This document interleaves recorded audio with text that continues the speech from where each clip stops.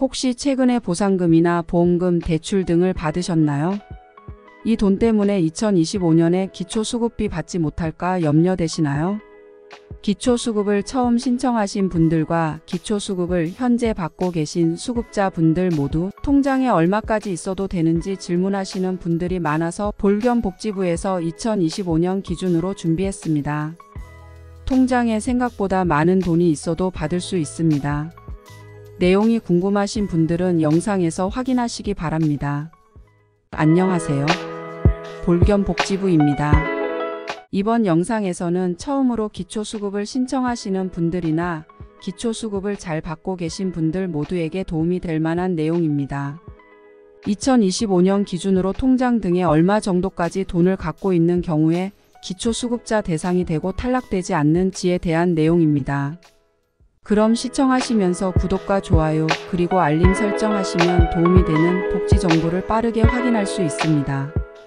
기초수급자 신청을 하시는 경우에는 소득과 재산 등의 조건이 기초수급자 선정 기준에 맞는지가 가장 중요합니다.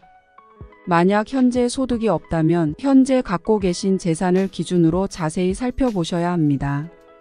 오늘 영상에서는 통장 잔고를 어떻게 유지를 해야 기초수급자가 되는지에 대해 2025년 기준으로 설명드리겠습니다. 이 설명을 이해하시기 위해서는 위 내용을 보셔야 쉽게 이해하실 수 있습니다. 우선 재산을 소득으로 바꿔주는 이 계산식을 이해하셔야 합니다.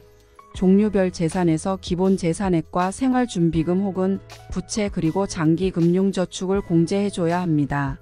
여기에 금융재산 소득 변경률을 곱해주고 이 금액이 2024년과 동일한 2025년 기준 중위소득 32% 미만인지 확인을 하셔야 합니다.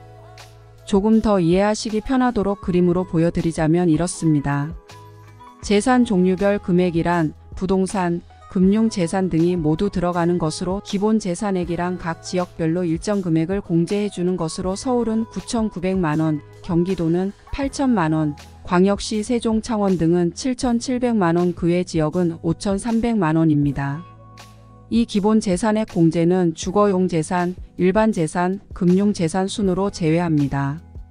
다음으로 생활준비금이란 금융재산 중 일부 금액을 공제해주는 것으로 현재 기준은 가구당 500만원입니다.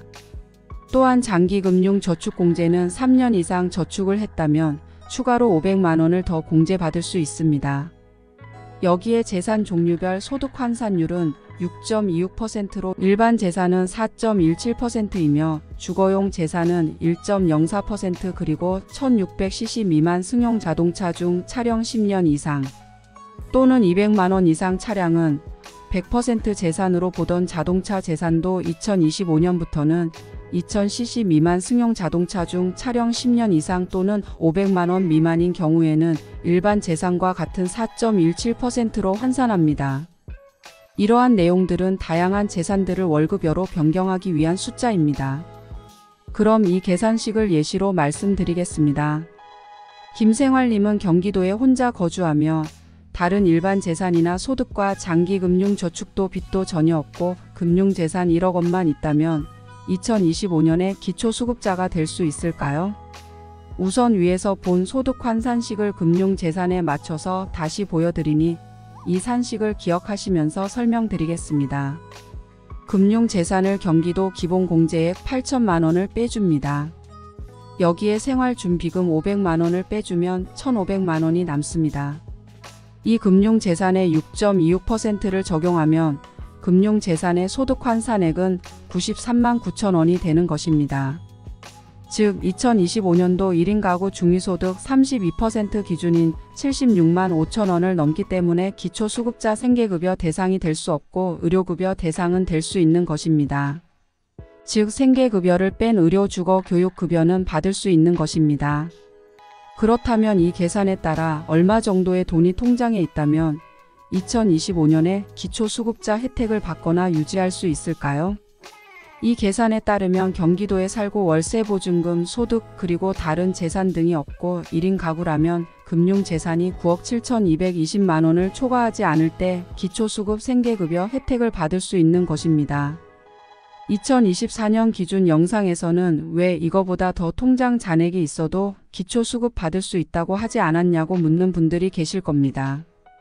2025년 기준 영상에서는 장기저축금융재산같이 특수한 상황이 많지 않기 때문에 이 공제는 반영하지 않았음을 알려드립니다. 물론 금융재산 이외에 전월세 보증금 등의 주거용 재산이 있는 경우가 대다수이지만 쉽게 설명드리고자 금융재산만 있는 것으로 가정하였으니 참고하시기 바랍니다. 그럼 다음 내용도 예시로 말씀드리니 끝까지 시청 바랍니다. 김기초님은 경기도에서 1인 가구로 월세 보증금 1,000만원에 월세 50만원에서 거주하며 3년 이상 장기금융저축도 있다면 통장에 얼마가 있는 경우 2025년 기초수급자에서 떨어질까요? 전월세보증금의 경우 5%를 공제해주기 때문에 이렇게 전월세보증금에서 5%를 공제한 950만원을 경기도 기준 기본재산액 공제액인 8천만원에서 빼줍니다. 그럼 7,050만원이 남습니다. 여기에 생활준비금 500만원, 장기금융저축 500만원을 공제하면 총 8,050만원이 남습니다. 즉 1인 가구로 월세보증금 1,000만원인 곳에서 생활하며 3년 이상 장기저축금융을 포함한 통장 잔액이 9,272만원을 넘지 않는다면 2025년에도 생계급여를 받을 수 있는 것입니다. 이해하기 어떠신가요? 작년에 이어 두 번째인데 이해가 되셨을까요? 혹시 이 내용이 어려우시다면 여러 번 반복해서 보시고 다른 분들하고도 공유하면서 보시면서 대화를 나누시면 도움이 되실 겁니다. 그리고 각 지역별 기본 재산액 공제 금액만 바꿔서 계산해 보시면 됩니다. 이해하실 수 있도록 많은 분들이 거주하는 서울을 기준으로 다시 계산을 예시로 보여드리니 이 방법으로 계산하시면 됩니다. 김기초님은 최근까지 경기도에서 살면서 생계급여를 받다가 서울시로 이사하였고 1인 가구로 월세 보증금 1,000만원에 월세 50만원인 거주 공간에서 생활하며 3년 이상 장기금융저축도 있다면 2025년 기준으로 통장에 얼마가 있는 경우 기초수급자에서 떨어질까요? 전월세 보증금의 경우 5%를 공제해주기 때문에 공제하고 남은 금액 950만원을 서울시 기준 기본재산액 공제액인 9,900만원에서 빼줍니다. 그럼 8,950만원이 남습니다. 여기에 생활준비금 500만원, 장기금융저축 500만원을 공제하면 총 9,950만원이 남습니다. 즉 1인 가구로 월세보증금 1,000만원인 곳에서 생활하며 장기저축금융액을 포함한 통장 잔액이 2024년 대비 80만원 늘어난 1억 1,172만원을 넘지 않는다면 생계급여를 받을 수 있는 것입니다.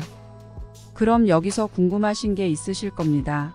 전월세 보증금 목적으로 은행 대출을 받아서 통장에 돈이 있다면 금융재산으로 보는 걸까요? 그렇지 않습니다.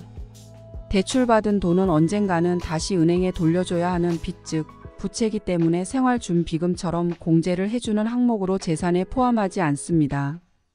다만 이 빚이 금융기관이 아닌 일반 사채, 연대보증인으로 표시된 부채 그리고 마이너스 통장 혹은 카드사를 통한 대출이라면 재산으로 잡힐 수 있으니 이 부분은 다시 한번 살펴보시기 바랍니다. 이번 영상에서는 2025년 기준으로 대출이나 저축보상금 등으로 통장 잔고에 돈이 있어서 기초수급자 대상이 안 되는 것이 아닌지 혹은 기초수급자에서 탈락하는 것은 아닌지 걱정하시는 분들이 많으셔서 작년에 이어 2025년 기준으로 제작하였으니 이 영상으로 조금은 고민이 해결되셨길 바랍니다. 볼겸복지부에서는 도움이 되는 복지 정보로 언제나 쉽고 정확하게 설명드립니다. 문의사항은 댓글을 통해 문의 주시면 답변 드리겠습니다.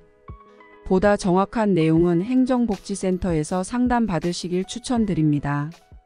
이 영상으로 도움을 받으셨다면 구독과 좋아요 그리고 알림 설정 부탁드립니다. 지금까지 볼겸복지부였습니다. 감사합니다.